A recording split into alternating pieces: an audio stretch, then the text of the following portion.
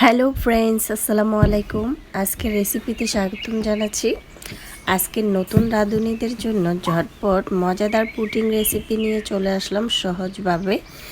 এই রমজানে এই মজাদার পুডিংটা যদি ইফতারি সেহারিতে থাকে আর কিছুই লাগে না, মজাদার একটি পুডিং ঝটপট অল্প উপকরণে তৈরি করে দেখাবো।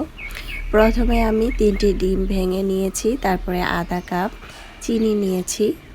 এখন আমি ডাল ঘুটুনিটাকে দিয়ে ভালোভাবে এটাকে ম্যাশ করে নিব। দেখতেই পাচ্ছেন আমি ভালোভাবে ডাল ঘুটুনিটাকে দিয়ে ঘুরিয়ে ম্যাশ করে নিচ্ছি। ম্যাশ করা হয়ে গিয়েছে। এখন আমি বড় একটি পাত্রের মধ্যে নিয়ে নিচ্ছি যাতে সুবিধা হয়। দিয়ে দিচ্ছি লিকুইড দুধ।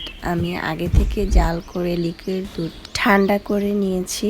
দেখতে পাচ্ছেন হাফ লিটার দুধ আছে এখানে। আমি আবারও ডাল ঘুটুনিটাকে দিয়ে ভালোভাবে এটাকে গুটিয়ে নিয়েছি। দুধ আর ডিম একসাথে মিক্স করে নিয়েছি। আর এখানে দিয়ে দিলাম 1 চামচ ভ্যানিলা এসেন্স। ভ্যানিলা এসেন্সটা দিলে ডিমের যে একটি গন্ধ আছে সেটা আর থাকবে না।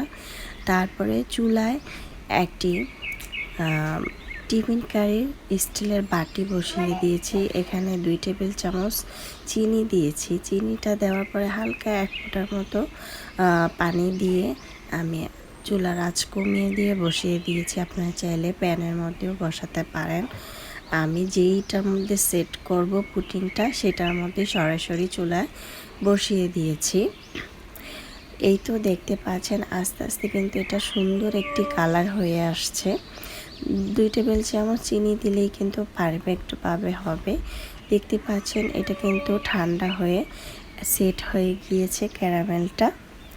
তারপরে একটি চালুন দিয়ে আমি ছেঁকে দিয়েছি ডিম আর দুধ যে মিশ্রণটা তৈরি করে নিয়েছি সেটা দিয়ে দিলাম ছেঁকে দিয়ে। তারপরে বাটের মক্কাটাকে লাগিয়ে দিচ্ছি। দেখতে পাচ্ছেন স্টেপগুলো ফলো করলে আপনারা কিন্তু বাসায় সুন্দরভাবে পুডিংটা তৈরি করতে পারবেন। চুলায় একটি প্যান বসিয়ে পর্যাপ্ত পরিমাণ পানি দিয়ে একটি স্ট্যান্ড বসিয়ে দিয়ে আগে থেকে জাল ধরিয়ে রেখেছিলাম।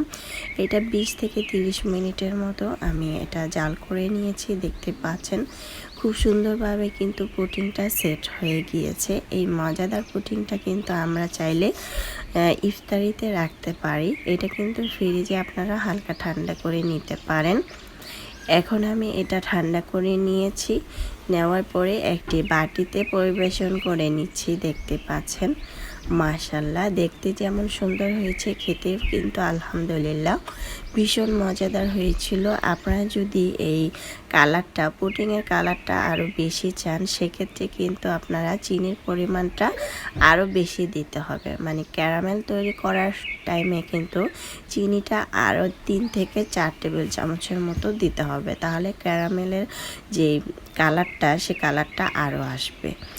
আশা করছি আমার আজকের রেসিপিটি আপনাদের ভালো লেগেছে। ভালো লাগলে অবশ্যই আমার চ্যানেলটা সাবস্ক্রাইব করে লাইক দিয়ে পাশে থাকবেন। দর্শক বেশি বেশি ভালো থাকবেন। চাইলে এভাবে ট্রাই করতে পারেন। আল্লাহ হাফেজ।